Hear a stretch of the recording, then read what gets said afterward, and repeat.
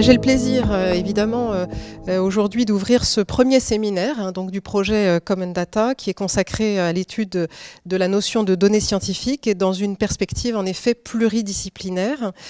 Le projet Common Data en fait est parti d'une interrogation qui est la suivante, qui est assez simple en réalité. Lorsqu'on parle de données, et en particulier de données scientifiques ou de données de la recherche, de quoi parle-t-on en fait? Et quand je pose la question, c'est la question d'une juriste spécialisée en droit de la propriété intellectuelle et droit du numérique. C'est donc à travers finalement le prisme d'un questionnement relatif à la propriété en réalité que la question est née. La question ne s'arrête évidemment pas là, mais c'est son point de départ. En fait, cette question résulte en réalité d'un questionnement théorique à l'égard du mouvement actuel de refondation de la notion de propriété, d'une part, avec notamment les analyses en termes de commun, mais également d'une interrogation pratique. De nombreux contrats, et Julien y faisait référence à l'instant, de nombreux contrats de partenariat, par exemple, contiennent des clauses qui retiennent ou qui affirment, stipulent la propriété des données au profit de l'une des parties ou au profit de l'ensemble des parties dans une structure qui ressemble alors à de la copropriété.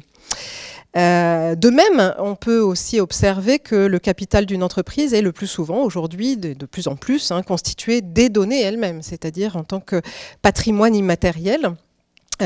Et ces données font alors l'objet d'une valorisation au plan comptable et parfois même fiscal.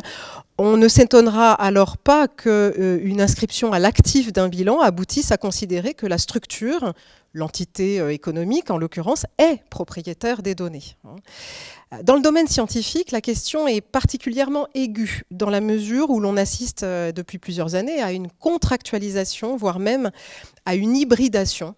On peut parler dans ces termes aujourd'hui, hybridation du secteur public et du secteur privé. Et alors, du coup, deux logiques se trouvent en action. Et pour caricaturer un peu et grossir un peu le trait, on aura propriété contre diffusion, réservation juridique contre accès intellectuel aux données. Le projet Common Data veut donc partir de ce point de départ pour comprendre un petit peu ce qu'est la donnée scientifique et comment, surtout, elle peut être gérée par la suite. Gérée, j'aime pas tellement ce terme parce que ça ne renvoie pas à quelque chose de précis, mais en tout cas, par la suite, voir comment elle peut être pensée en termes de statut et de régime juridique. Mais évidemment, ce projet est interdisciplinaire parce que l'idée, au départ, ce n'était pas de réfléchir entre juristes, mais d'aller un peu observer ce qui se passait en dehors de nous, de nos cercles, et voir comment la donnée scientifique était produite, acquise, collectée, gérée, exploitée dans bien d'autres domaines scientifiques, bien sûr. Et c'est la raison qui fait que, entre autres, que ce projet est conduit sous l'égide de la MSH Sud. La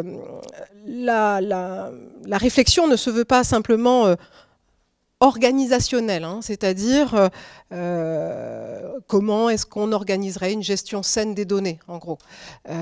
Donc ça n'est pas une réflexion seulement pratico-pratique, mais c'est aussi l'occasion, et surtout l'occasion de réfléchir au partage finalement des richesses informationnelles que sont les données scientifiques dans cette société qui est la société maintenant devenue la société de la connaissance, société de l'information.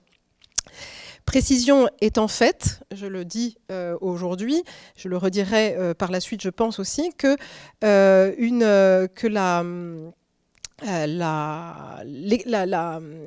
la question des données personnelles est exclue du champ de Common Data. Voilà. C'est important parce que la question des données personnelles pose également est à l'origine de beaucoup d'interrogations et que c'est un champ de recherche encore différent, en tout cas du point de vue strictement juridique.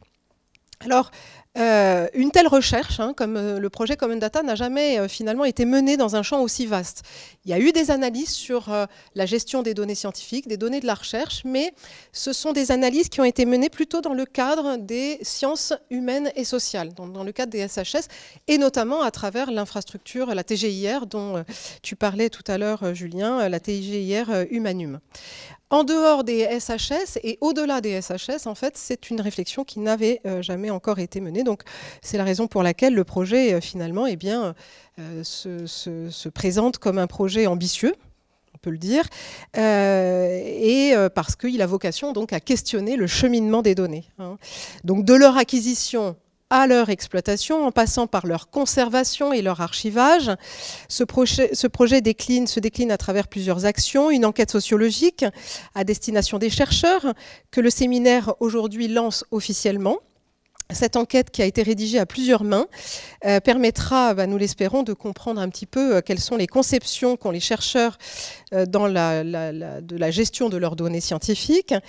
Et cette question est évidemment importante, très importante même à l'heure où les autorités européennes imposent la mise en place par les établissements publics de recherche et d'enseignement supérieur des plans de gestion de données.